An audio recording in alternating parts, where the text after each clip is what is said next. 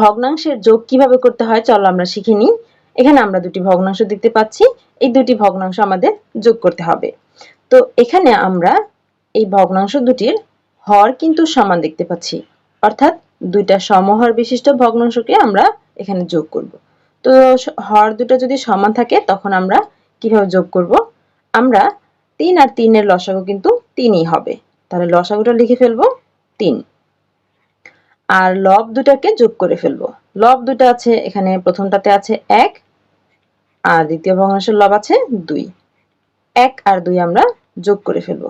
1 আর 2 যোগ করলে 3 আর হরেও আসে 3। এখন আবার দেখো এই 3 আর 3 কিন্তু আমরা ভাগ করতে পারি। 3 কে 3 দিয়ে ভাগ করলে ভাগফল 1, 3 কে 3 দিয়ে ভাগ করলে ভাগফল 1। এখন আমাদের ফলাফল কি আসে? আমাদের হরে কিন্তু আমরা 1 লিখি না, তাহলে আমাদের ফলাফল হয় 1। এই নিচের হর অর্থাৎ হরের 1 আমরা লিখি না। এরপর 2 নাম্বার, 2 নম্বরে আছে দুটি ভগ্নাংশ, এই ভগ্নাংশ দুটি কিন্তু হর সমান না। তাহলে যখন হর সমান থাকবে না তখন আমরা কি করব? আমরা প্রথমে হর দুটির লসাগু নির্ণয় করব। এখানে 4 আর 5 এর লসাগু কি হবে?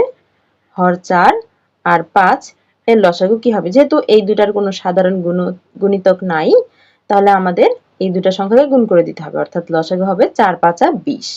তাহলে আমরা লসাগুটা লিখে ফেলবো 4 5 20।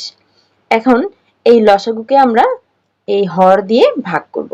20 কে 4 দিয়ে ভাগ করলে ভাগফল 5 আর লব দিয়ে গুণ করব।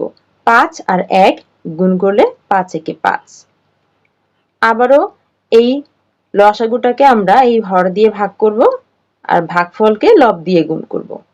তাহলে 20 কে 5 দিয়ে ভাগ করলে 4 5 20, অর্থাৎ ভাগফল 4। 4 কে লব দিয়ে গুণ করলে 2 দিয়ে গুণ করলে 4 দুগুণে 8, অর্থাৎ 8। এখন আমরা যোগ করে দিলে 5 আর 8 যোগ করলে 13 আর হরে আছে 20, অর্থাৎ উত্তর হচ্ছে 13/20 অথবা 20 ভাগের 13। আশা করি বুঝতে পেরেছো।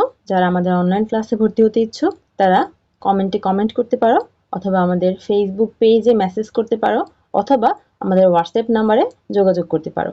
এতক্ষণ সাথে থাকার জন্য সবাইকে ধন্যবাদ।